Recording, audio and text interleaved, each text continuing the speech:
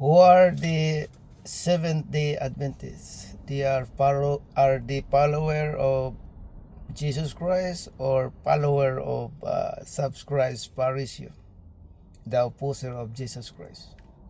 Let's find out.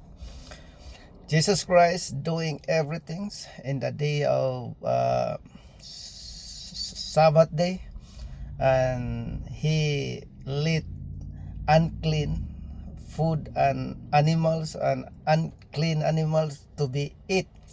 But the subscribed Pharisee, they don't like the way Jesus Christ teaching. So now we realize that Seventh-day Adventists, they are not followers of Jesus Christ. They are followers of complainers, Sadducee and Pharisee. That's all about, my friend. Thank you very much. And you know the truth, and the truth will set you free. Bye bye now.